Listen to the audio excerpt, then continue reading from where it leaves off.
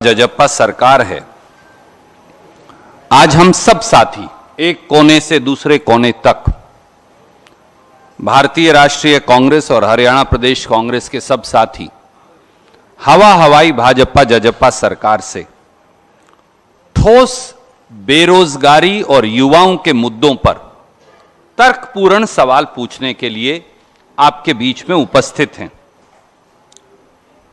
चार पहलू उसके हम आपके समक्ष रख रहे हैं।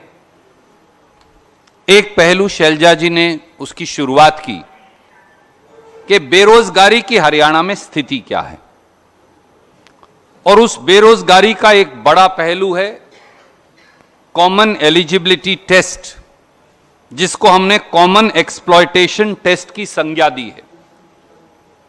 तीसरा पहलू है जिसकी व्याख्या किरण जी करेंगी, वो है कि किस प्रकार से पद रिक्त पड़े हैं या वापस ले लिए गए या फिर अदालत के पचड़े में डाल दिए गए। और चौथा पहलू जो हम आपके समक्ष लेकर आए हैं वो है कि हरियाणा के युवाओं की बजाय बाहरी उम्मीदवारों को मौका मिल रहा है, जिसकी चर्चा आपसे फिर शैलजा जी करेंगी। हरियाणा में बेरोजगारी का सबसे बड़े नासूर का सबूत और उसकी दर्दनाक कहानी कहने वाले वो 11,22,000 नौजवान हैं जिन्होंने कॉमन एक्सप्लॉयटेशन टेस्ट के लिए अप्लाई किया।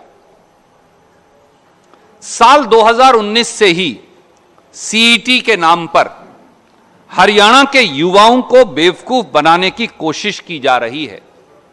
अगर मैं ये कहूं कि खट्टर और दुष्यंत जी की सरकार मिलकर हरियाणा के युवाओं के भविष्य की भ्रूण हत्या कर रही है तो शायद यह सच होगा। 2019 वाली सारी भर्तियां सीईटी में दे दी गई।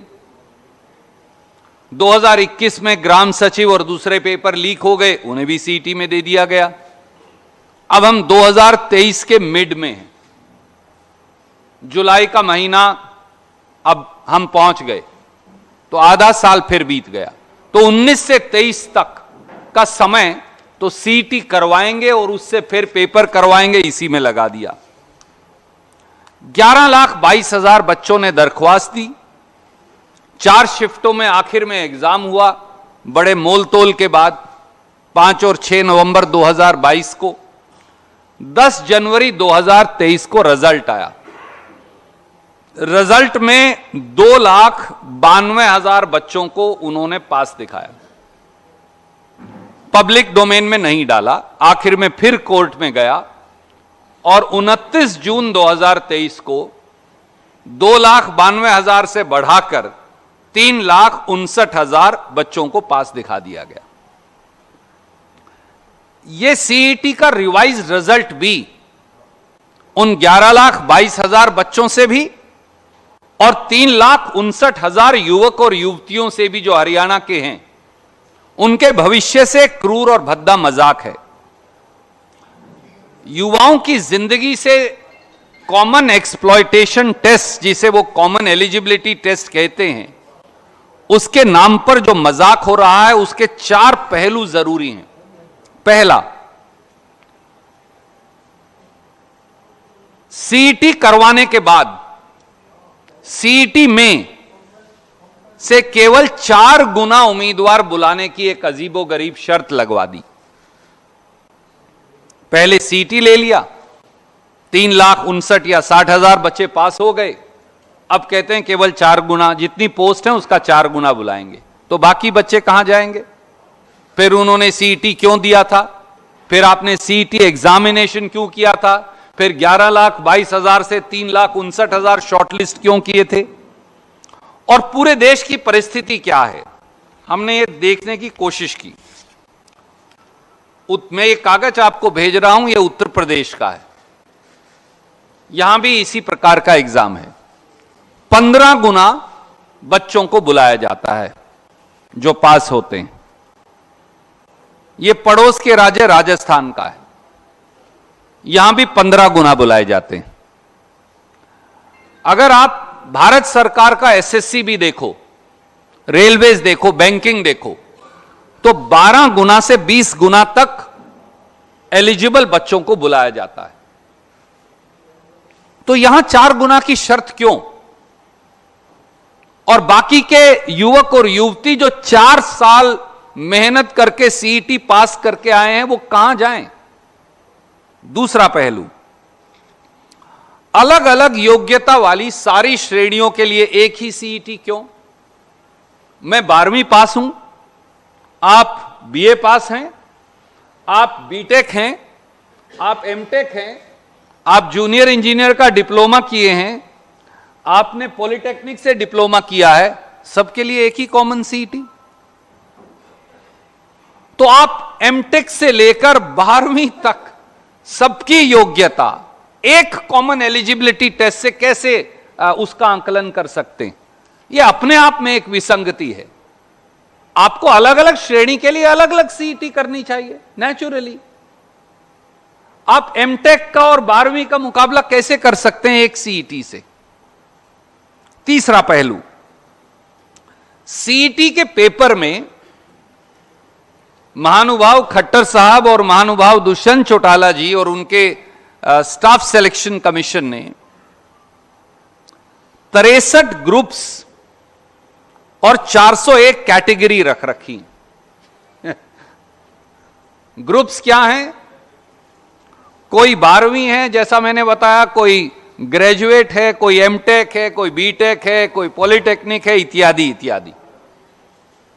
और कैटेगरीज क्या हैं? 401, कोई एएलएम की है, कोई जेईई की है, कोई जेएससी की है, इत्यादि इत्यादि।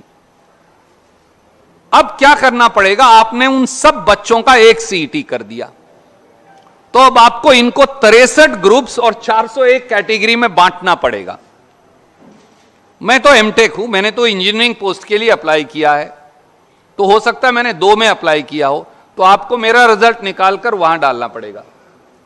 तो अब 63 ग्रुप्स और 401 कैटेगरी में इस सीईटी के कॉमन रिजल्ट को बांटना है। भैया 2019 से 2023 4.5 साल तो बच्चों के यहां लगा दिया आपने। अब इस रिजल्ट को आप 63 ग्रुप्स और 401 कैटेगरी में कैसे बांटोगे खट्टर साहब? 10 साल और लगेंगे आपको। फिर आप त्रुटियां होंगी, फिर आप पोर्टल खोलते रहना, फिर त्रुटियां होंगी, फिर पोर्टल खोलते रहना।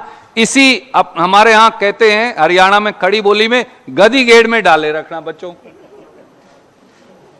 घुमाते रहना उनको, बस नौकरी नहीं देनी। चौथा हिस्सा, अनेक बच्चों ने अपने आप में रिजल्ट ही डिफेक्टिव है, अब भी जो अनाउंस किया है वो पास ही, वो चल ही नहीं सकता। बहुत सारे बच्चों ने, युवाओं ने सोशो इकोनॉमिक कैटेगरी के नंबर मांगे, उनको दिए नहीं, तो उन्होंने पोर्टल पर अप्लाई किया, भैया मुझे देने चाहिए, मैं एलिजिबल हूं। कई बच्चों ने गलती से ले लिए थे, उन्होंने कहा मेरे डिलीट कर दीजिए। जिनके हटाने चाहिए उनके हटाए नहीं, जिनके जोड़ने चाहिए उनके जोड़े नहीं। वो सब दर दर की ठोकरें खा रहे हैं। तो सीईटी चलेगा कैसे? फिर नौकरी कैसे लगेगी? पांचवां पहलू, इकोनॉमिकली वीकर सेक्शन और एक्स सर्विसमैन कैटेगरी के बच्चों को, युवाओं को जर्नल कैटेगरी में डाल दिया है।